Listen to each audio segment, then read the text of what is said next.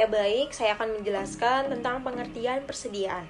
Menurut Mardianso 2009 bahwa persediaan adalah barang-barang yang dibeli perusahaan dengan maksud untuk dijual kembali atau barang dagangan atau masih dalam proses produksi yang akan diolah lebih lanjut menjadi barang jadi kemudian dijual atau disebut juga dengan barang dalam proses.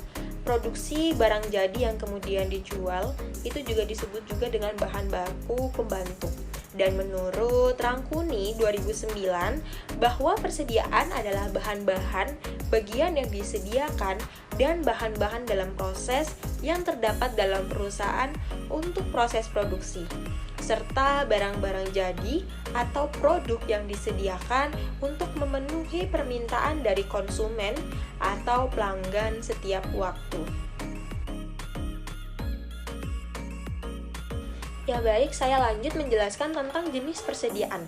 Di mana jenis persediaan yang dimiliki perusahaan tentunya berbeda-beda, tergantung sifat dan tujuannya.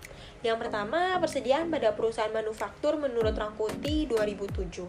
Jenis-jenis persediaan pada perusahaan manufaktur yaitu persediaan bahan baku pembantu atau penolong, persediaan barang dalam proses, dan persediaan barang jadi atau siap untuk dijual. Yang kedua, persediaan pada perusahaan dagang menurut Harnanto 2004 bagi perusahaan dagang yang di dalam usahanya adalah membeli dan menjual kembali barang-barang. Pada umumnya jenis persediaan yang dimiliki adalah persediaan barang dagangan. Untuk menyatakan barang-barang yang dimiliki dengan tujuan akan dijual kembali di masa yang akan datang. Yang kedua, persediaan kelengkapan atau seperti pada umumnya suples kantor dan alat-alat pembungkus dan lain sebagainya. Selanjutnya saya akan menjelaskan tentang pengertian dari akuntansi persediaan. Akuntansi persediaan yaitu badan akuntansi yang berhubungan dengan penilaian dan akuntansi untuk perubahan aset yang diinventarisasi. Persediaan perusahaan biasanya melibatkan barang dalam 3 tahap produksi, yaitu barang mentah, barang dalam proses, dan barang jadi yang siap dijual. Akuntansi inventaris akan memberikan nilai pada item di masing-masing dari ketiga proses ini dan mencatatnya sebagai aset perusahaan. Selanjutnya adalah perlakuan akuntansi terhadap persediaan itu ada 5. Pertama, pengukuran. Pengukuran dalam akuntansi berarti mengakui suatu transaksi atau kejadian sebagai bagian dari laporan keuangan. Dalam pengakuan, suatu transaksi dianggap sebagai pendapatan atau biaya yang harus diakui dan dihitung dalam laporan keuangan.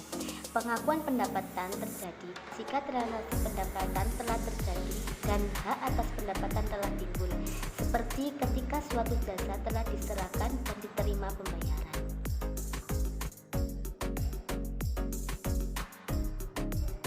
Yang kedua, pengukuran.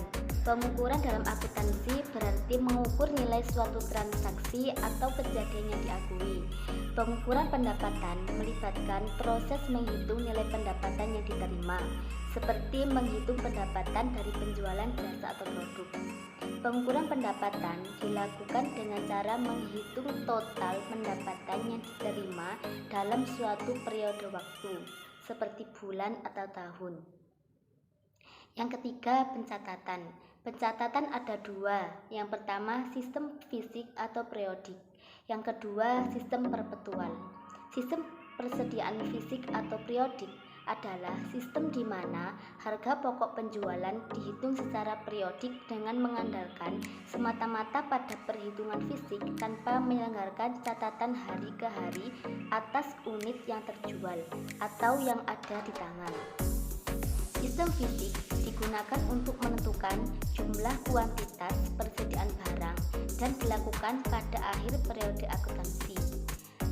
Sistem persediaan perpetual adalah suatu sistem yang menyelenggarakan pencatatan terus-menerus yang menelusuri persediaan dan harga pokok penjualan atas dasar harian. Perkiraan persediaan didukung pada kartu-kartu pembantu persediaan atau kartu persediaan.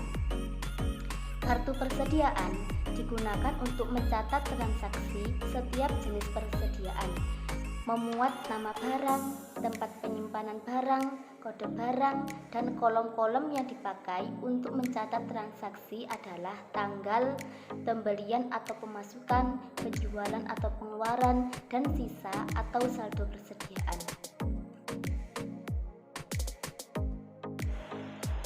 Yang keempat, penyajian. Penyajian dalam akuntansi berarti mengorganisir dan menampilkan data transaksi yang telah diakui dan diukur dalam laporan keuangan. Penyajian pendapatan melibatkan proses mengorganisir data pendapatan yang diterima dalam suatu laporan keuangan, seperti laporan laba rugi dan laporan arus kas. Yang kelima, pengungkapan. Persediaan diungkapkan secara memadai dalam catatan atas laporan BMN dan laporan keuangan. Hal-hal sebagai berikut antara lain. Yang pertama, kebijakan akuntansi yang digunakan dalam mengukur. Yang kedua, penjelasan lebih lanjut persediaan seperti barang atau perlengkapan yang digunakan dalam pelayanan masyarakat. Barang atau perlengkapan yang digunakan dalam proses produksi, barang yang disimpan untuk dijual atau diserahkan kepada masyarakat, dan barang yang masih dalam proses produksi yang dimaksudkan untuk dijual dan diserahkan kepada masyarakat. Yang ketiga, penjelasan atas selisih antara pencatatan dengan hasil inventarisasi fisik. Yang keempat, jenis, jumlah, dan nilai persediaan dalam kondisi rusak dan rusak.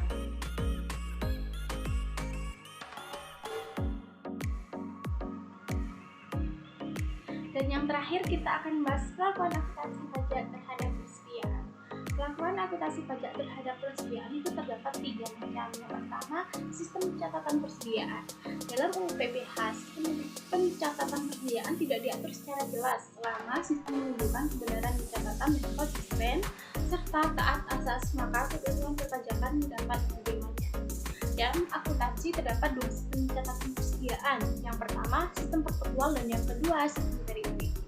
Dalam sistem perpetual, persediaan biasanya dapat diketahui secara terus-menerus tanpa melakukan inventarisasi fisik. Sedangkan sistem periodik biasanya persediaan dihitung dengan melakukan inventarisasi pada akhir periode dan hasil penghitungannya tersebut dipakai untuk menghitung harga pokok penjualan. Yang kedua, penetapan persediaan dan pelaporan dalam laporan keuangan, dan yang terakhir, yang ketiga, metode penilaian persediaan. Penetapan besar nilai persediaan akhir atau pokok penjualan dapat menggunakan 2 metode. Yang pertama berdasarkan harga perolehan, dan yang kedua berdasarkan estimasi. Jika berdasarkan harga perolehan, ini terdiri dari 4 metode. Yang pertama, metode identifikasi khusus, yang kedua, metode masuk pertama keluar pertama, yang ketiga, masuk terakhir keluar pertama, dan yang terakhir yang keempat, metode rata-rata. Yang kedua, berdasarkan estimasi. Penetapan besarnya nilai persediaan akhir dapat dilakukan dengan berdasarkan estimasi. Dan estimasi sendiri ini juga dibedakan menjadi 2 metode. Yang pertama, metode laba kotor, dan yang kedua, metode eceran atau retail. Pada metode laba kotor, nilai persediaan akhir dihitung mundur dan biasanya digunakan dalam keadaan khusus. Sebagai contoh, perusahaan dalam kondisi terbakar sehingga sulit menetapkan secara fisik nilai persediaan akhir. Dan yang kedua, metode eceran.